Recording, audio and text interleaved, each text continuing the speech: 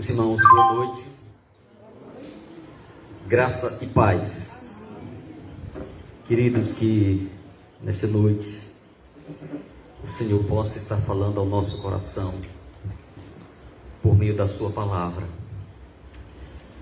Que Deus possa estar sempre ministrando no mais profundo do nosso coração, pois a palavra do Senhor é alimento para as nossas almas e nos faz ficar fortes para os dias maus. Então quero desejar a todos que a partir de mim a palavra do Senhor possa nos impactar e a cada instante nos transformando. Amém? Vamos abrir nossas Bíblias na carta do apóstolo Paulo aos Gálatas. Como os irmãos já sabem, nós estamos trazendo uma série de mensagens sobre nesta carta, onde parágrafo por parágrafo nós vamos analisando e aplicando às nossas vidas. Então gostaria que os irmãos abrissem na carta do apóstolo Paulo aos Gálatas, capítulo 1, versículo do 10 ao 17.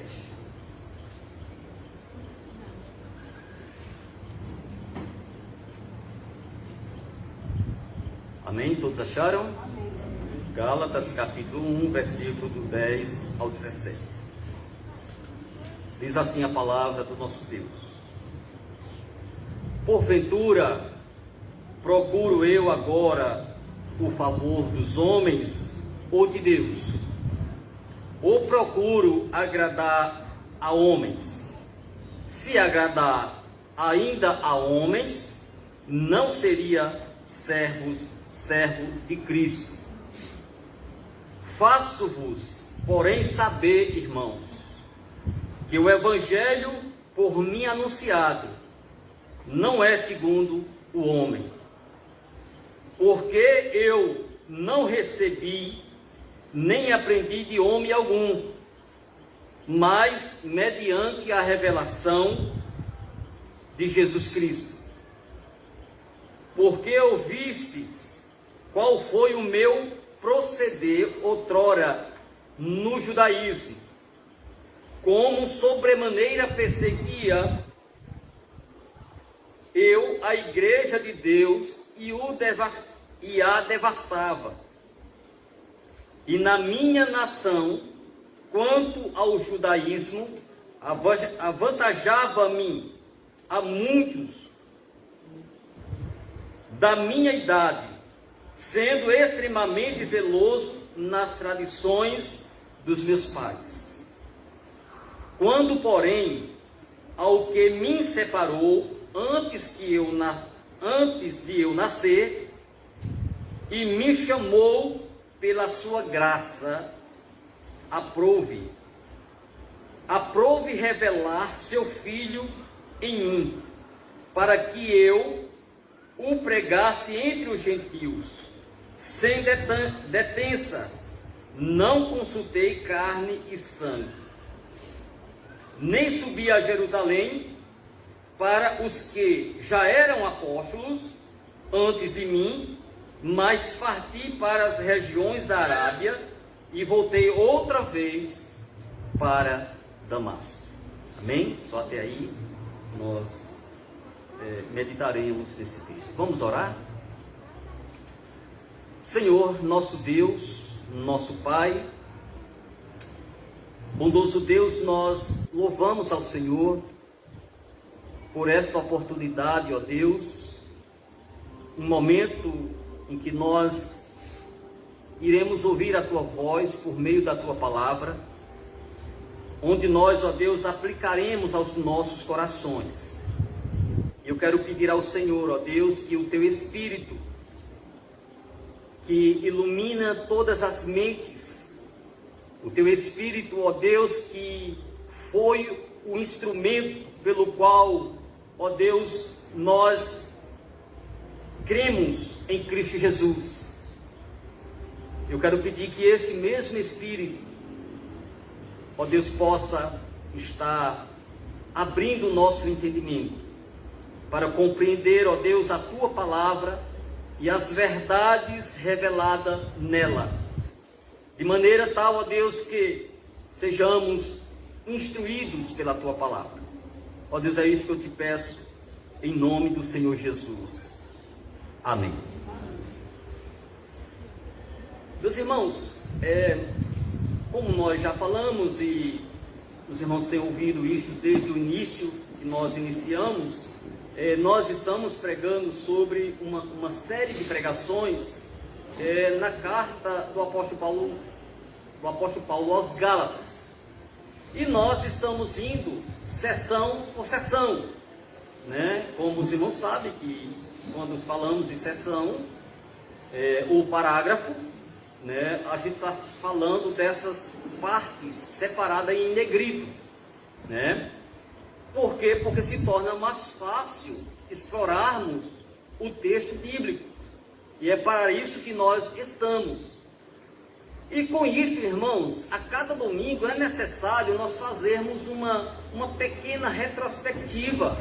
Nós fazermos uma pequena análise do que foi falado para que a igreja possa retornar a linha de raciocínio quanto à mensagem que é pregada.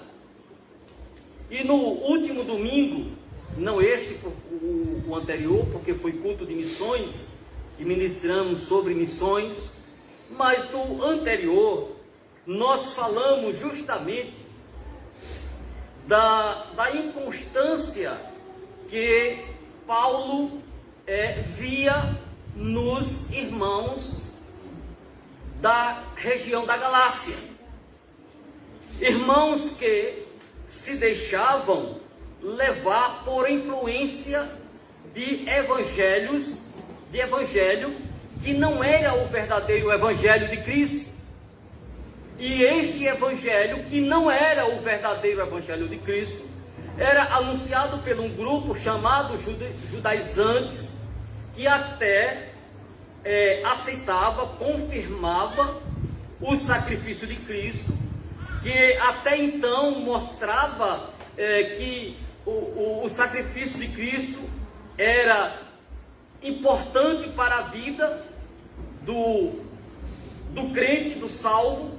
No entanto, eles diziam que era como se o evangelho de Cristo anunciado por Paulo fosse ineficiente, porque teria que seguir algumas tradições, como nós vimos, a tradição da guarda do sábado, a tradição da circuncisão, do alimento sacrificado.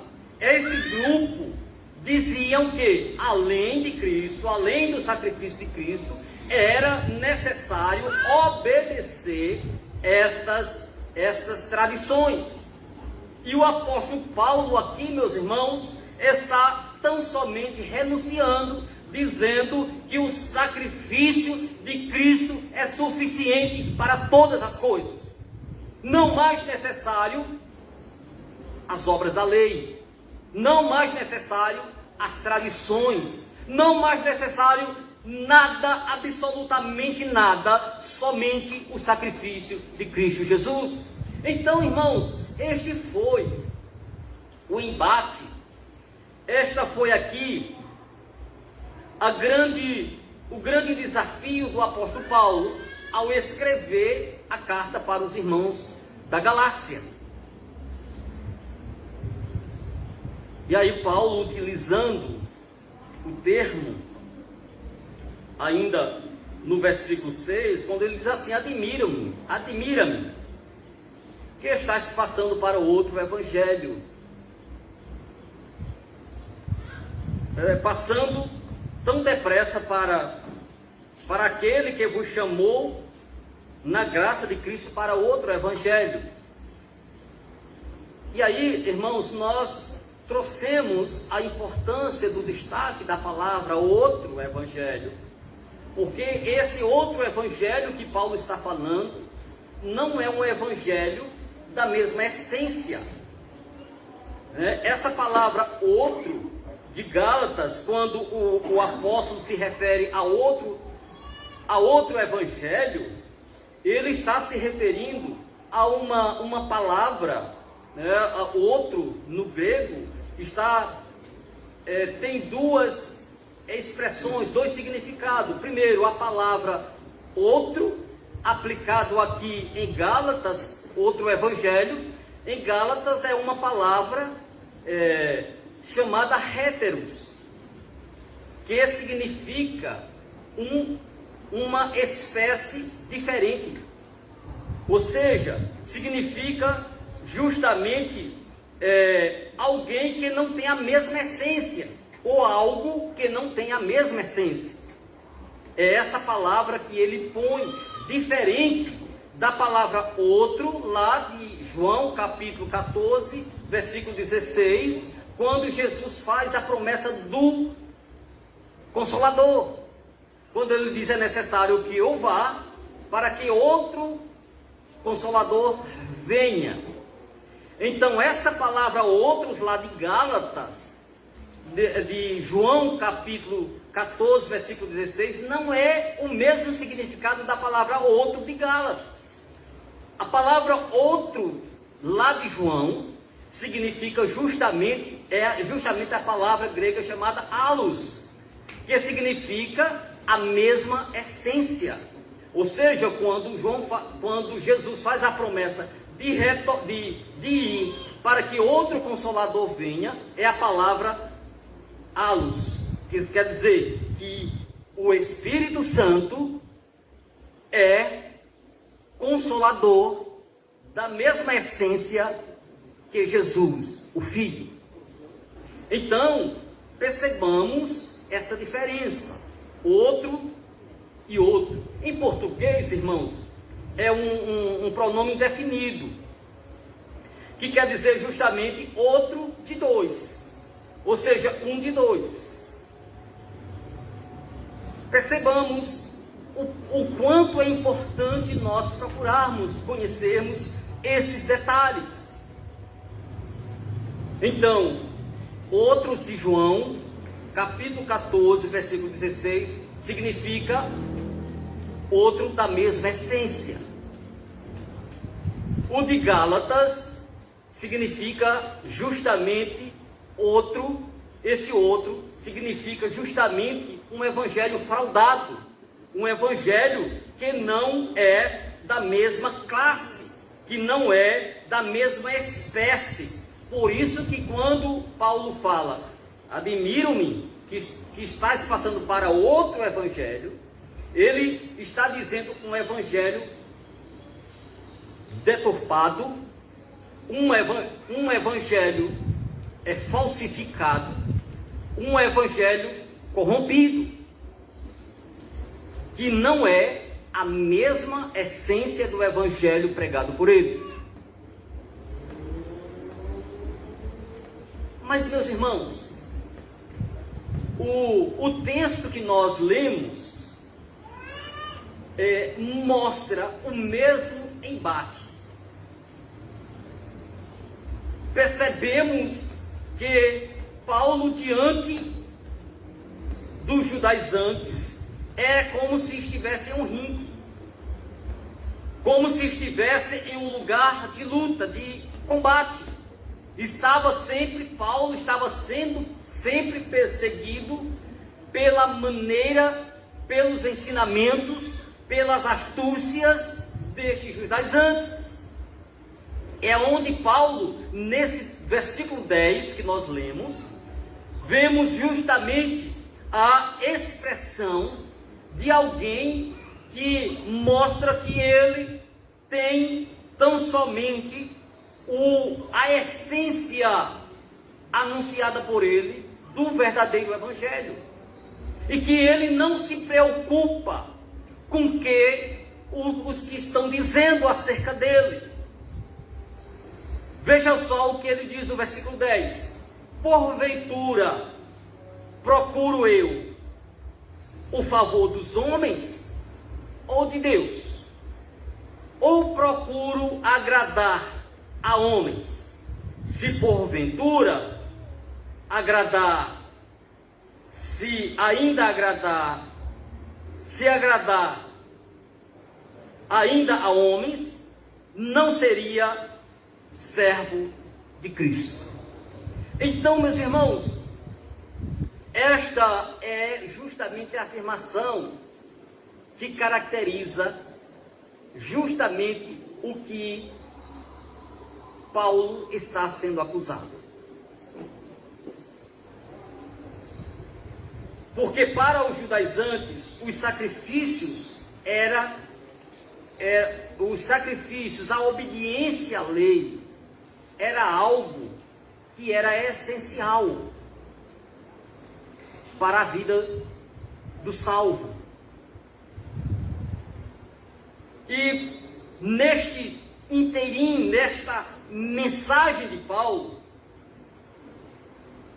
ele quer mostrar que a essência do evangelho anunciado por ele é unicamente mediante a pessoa de Cristo. Unicamente. Para nós prepararmos essa mensagem, irmãos, nós analisamos alguns comentários. Analisamos o comentário de William Hanks, até o comentário da Bíblia de Genebra, e eu achei interessante as afirmações que tinha lá no comentário de William Hanks e também no comentário da Bíblia de Genebra. Veja só o que diz William Hanks. Diz assim: diz os opositores de Paulo, é como se dissesse os opositores de Paulo. Paulo quer agradar o favor dos homens, em vez de agradar o favor divino. Ele tenta agradar a todos para que todos os sigam. Porque Paulo dizia que o sacrifício de Cristo era suficiente e não era mais necessário fazer nada, nem guardar as tradições. Então os judaizantes via que este evangelho de Paulo era muito fácil de seguir.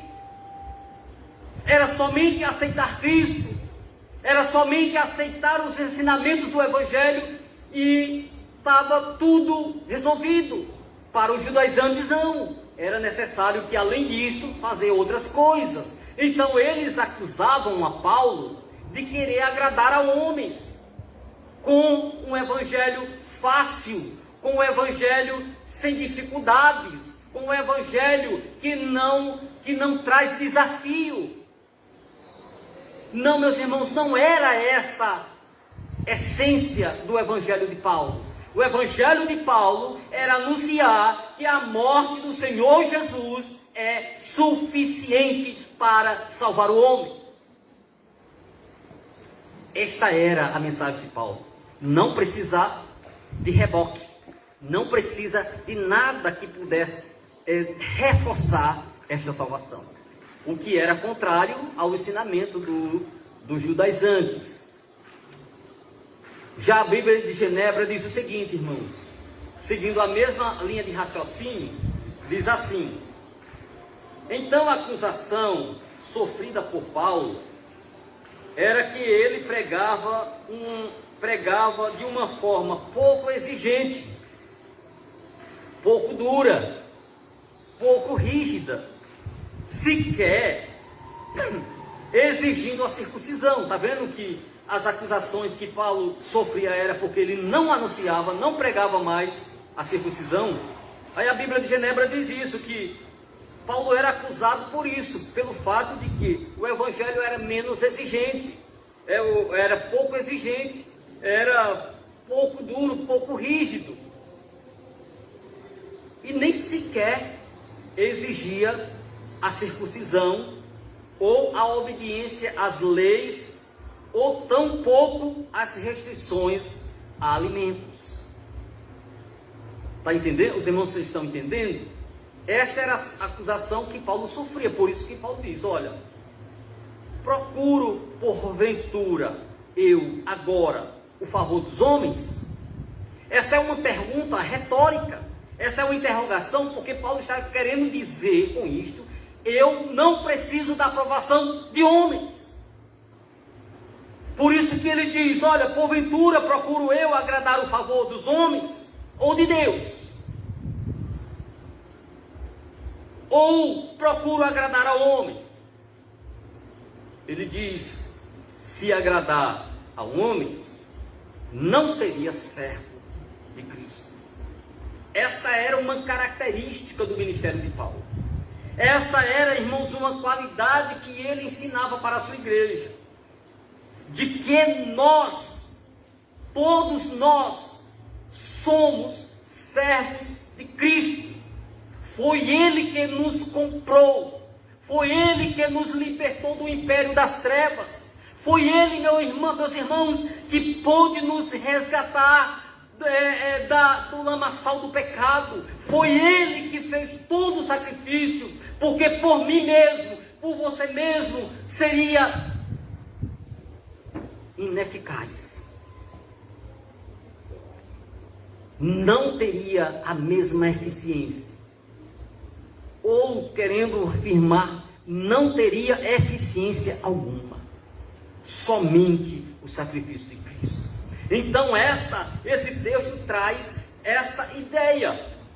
Este versículo traz essa ideia de que nós somos servos de Cristo, e somente isto é o suficiente para a nossa salvação. Não necessário mais. Absolutamente nada mais. A obediência a Cristo é suficiente. Se você buscar obedecer ao Senhor, isto é o mais que suficiente. É aquela palavra que o profeta Samuel falou para Saul: é melhor obedecer do que sacrificar. Amém? É melhor obedecer do que sacrificar. Por quê, meus irmãos? Porque o sacrifício já é o motivo, já é o porquê da minha desobediência, que era justamente isso que o povo fazia. O povo pecava, e por causa do pecado, eles vinham e faziam sacrifício. Então, por isso que o profeta Samuel fala para Saul: olha, Saul, é melhor obedecer do que sacrificar. Porque uma vez obedecendo, não há mais necessidade de sacrifício. Então, o melhor é obedecer. E assim, o servo de Cristo, o servo de Deus, ele precisa ser obediente. E mais nada. Quando você faz isto,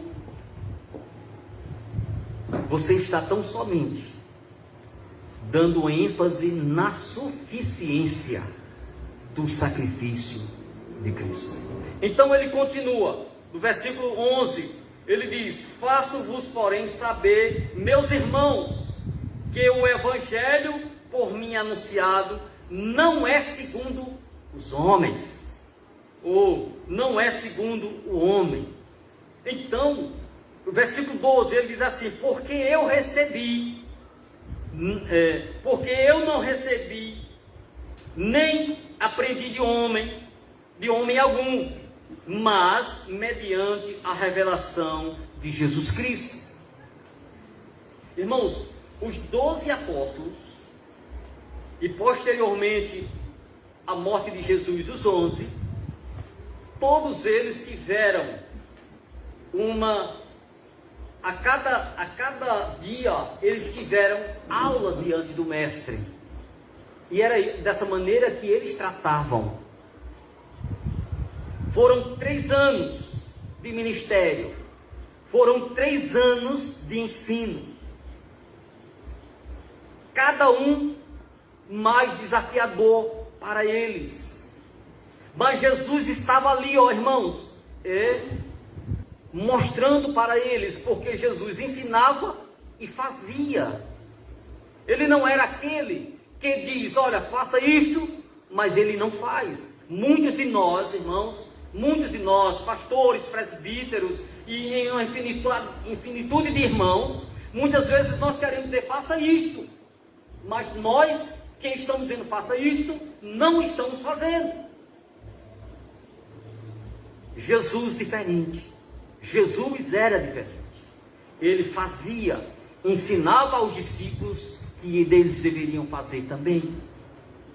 Meus irmãos, nós podemos trazer lições para a nossa vida. Nós precisamos ser exemplo. Paulo, escrevendo para Timóteo, ele diz assim: torna-te padrão dos fiéis. Veja só, Paulo escrevendo para o pastor Timóteo, ele diz: torna-te padrão, modelo dos fiéis. Então nós, líderes, homens, pastores e presbíteros, nós temos a obrigação de sermos modelos. Não é que nós sejamos pessoas inerrantes. Claro que nós somos homens. Nós devemos errar. Devemos errar não, melhor dizendo, podemos errar. Nós podemos errar. Porque em nós ainda existe a natureza pecaminosa. Mas um erro por falta de vigilância.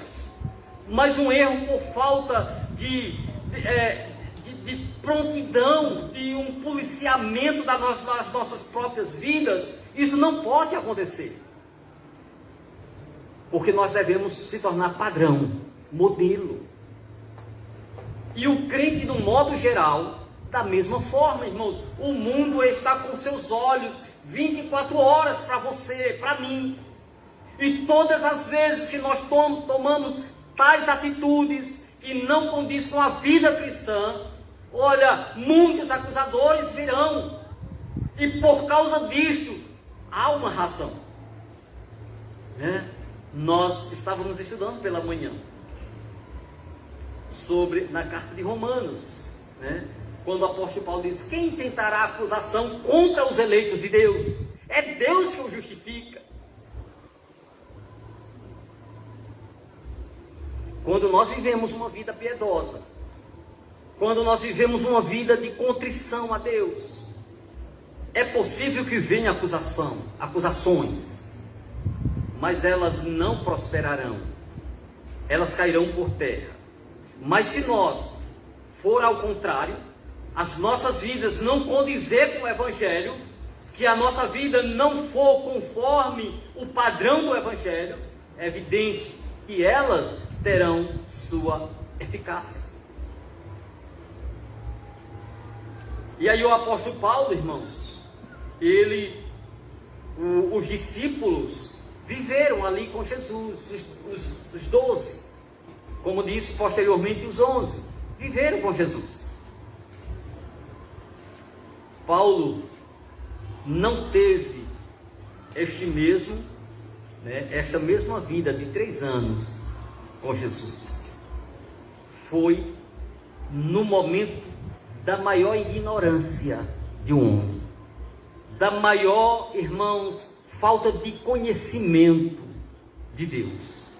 Os irmãos já conhecem a forma como foi essa conversão de Paulo, como foi essa revelação. Aí Paulo diz: olha, eu não recebi de homem algum. É isto que ele está dizendo. Ele não recebeu um dos apóstolos,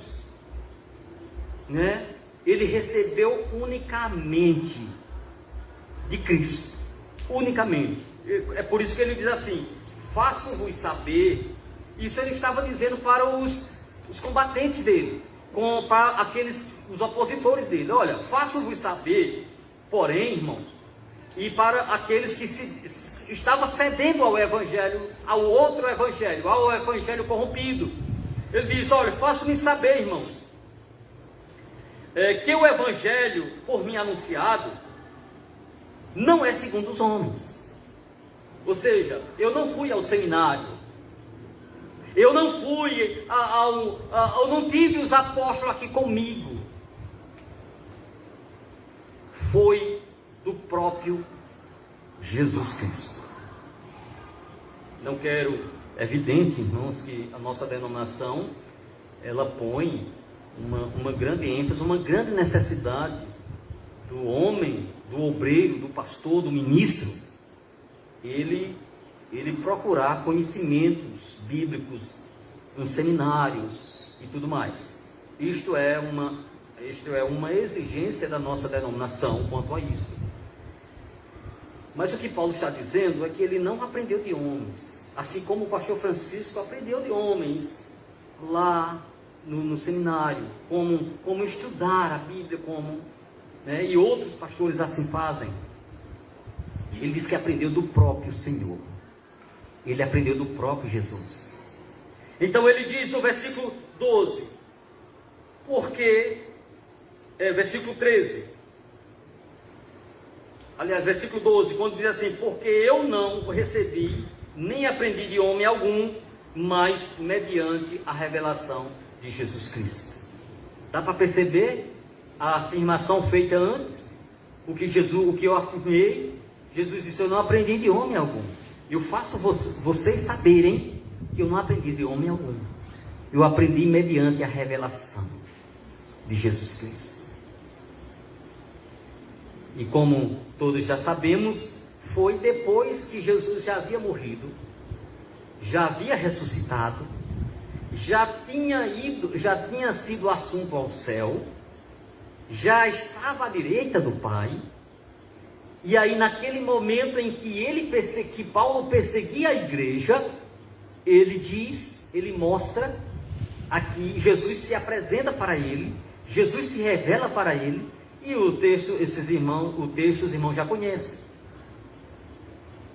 Foi justamente neste momento que houve esta revelação, e durante toda a vida ministerial de Paulo, foi este o próprio mestre ressurreto que o ensinou, que o fez apóstolo. Versículo 13, meus irmãos, diz assim, os irmãos estão acompanhando com a Bíblia aberta? Muito bem. Diz assim: porque ouviste qual foi o meu proceder outrora no judaísmo, como sobremaneira perseguia a igreja de Deus e o devastava. Versículo 14: e na minha nação, quanto ao judaísmo, avantajava-me a muito da minha idade, sendo extremamente zeloso das tradições de meus pais. Então aqui Paulo faz uma retrospectiva da sua vida, dando um testemunho do que ele era e do que ele se tornou. Os irmãos sabem que com essa linguagem dá para compreender como era a vida do apóstolo antes de conhecer a Cristo. Deixa eu dizer uma coisa para você, meu irmão, para você, meu amado visitante: o Evangelho de Cristo tem poder para transformar sua vida e a vida de qualquer homem, seja ele como for, seja ele como estiver. O apóstolo faz essa retrospectiva da sua própria vida, quando ele diz: olha, vocês ouviram qual foi o meu proceder no judaísmo. Quem era o apóstolo Paulo? Era um perseguidor ferrenho, sanguinário dos cristãos. Era um homem, meus irmãos, que aprovava todo ato de violência contra o povo de Deus. E ele era um dos instrumentos como ele mesmo diz, como sobremaneira perseguia a igreja de Cristo.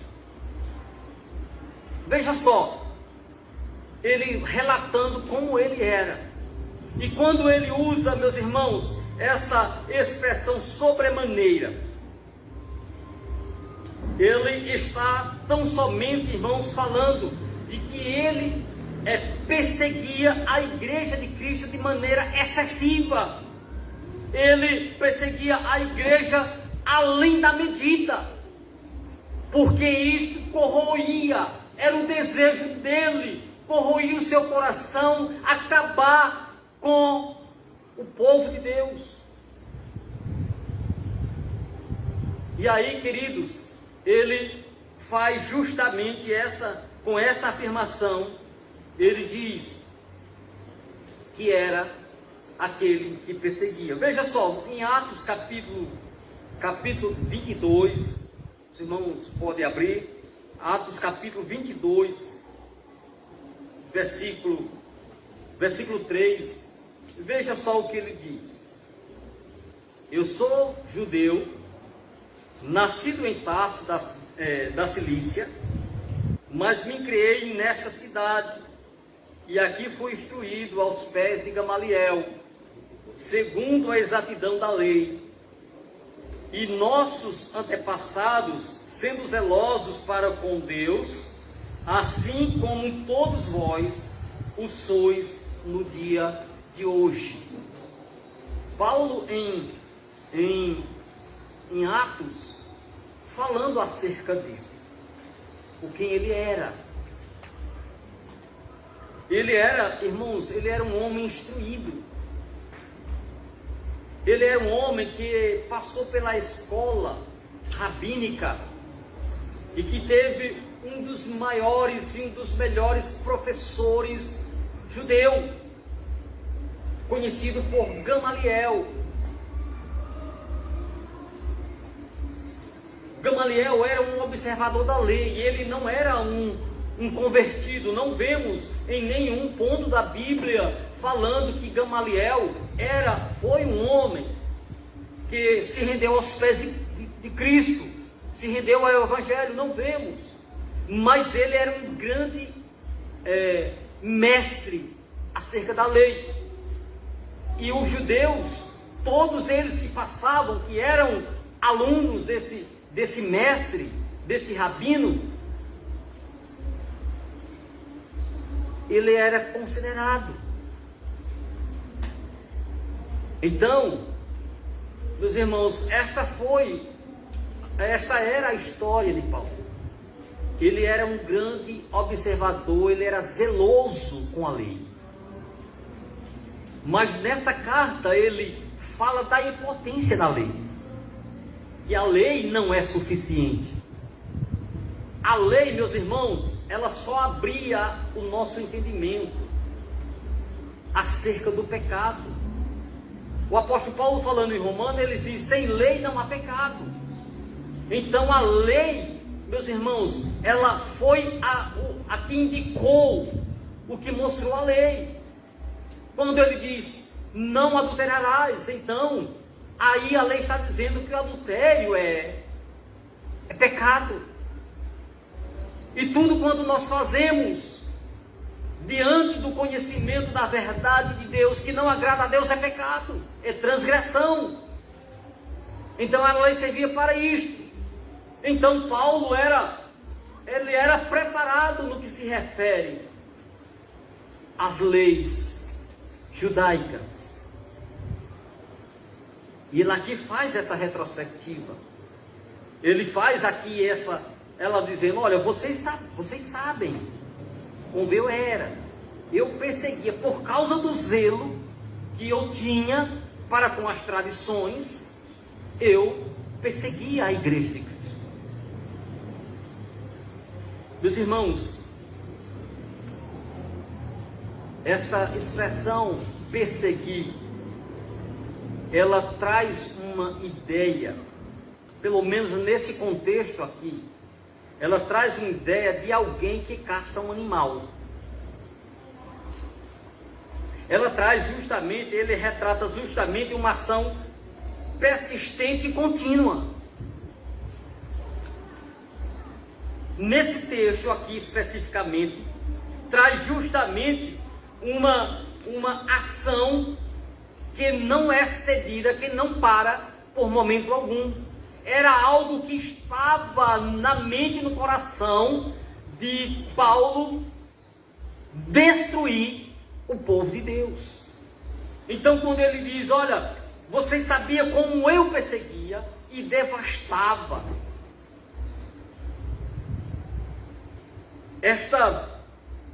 Esta ideia, devastar, irmãos, traz justamente também, essa palavra traz justamente uma ideia de uma pessoa capturada por outro, ou uma pessoa ou coisa, de uma maneira hostil.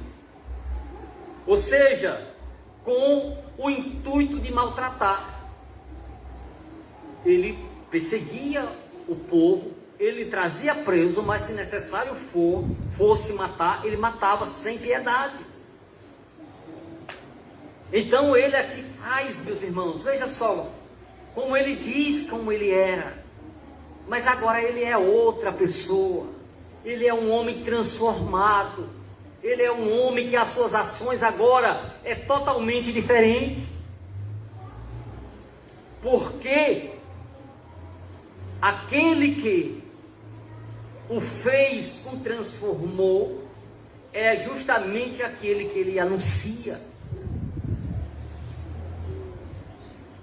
Então vejamos, meus queridos, o verso 15 ao 16, diz assim: quando, porém, ao que me separou, antes que eu nascesse, e me chamou pela sua graça, aprove revelar seu Filho a mim, para que eu o pregasse entre os gentios, sem detença, não consultei carne e sangue.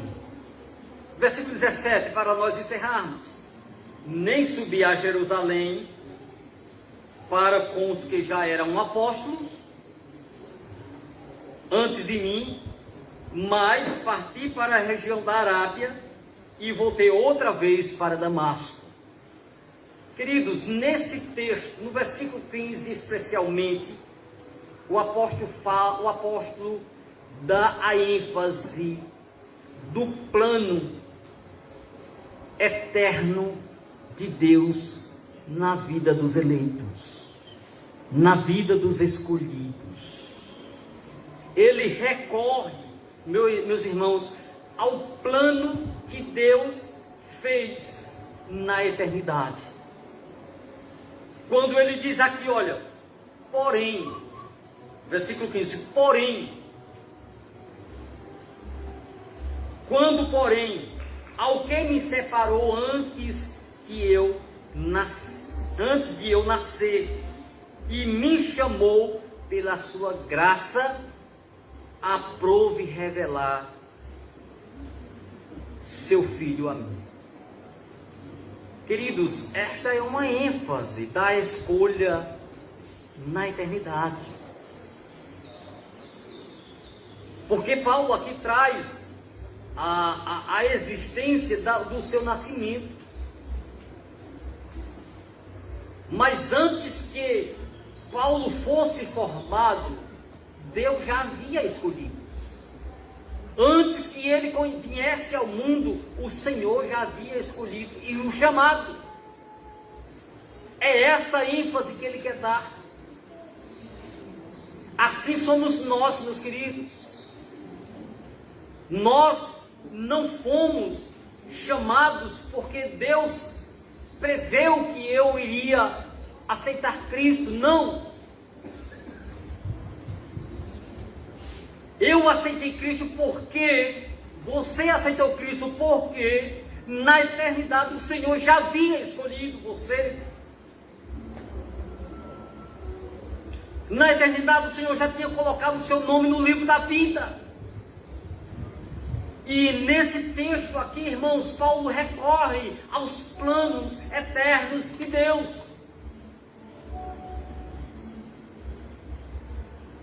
Antes, porém, ao que me separou, ele está falando aqui da pessoa do Pai. Antes, quando, porém, ao que me separou, antes de eu nascer, e me chamou pela sua graça. E me chamou pela sua graça. Queridos, nós não estamos aqui por merecimento. Ninguém é chamado porque merece.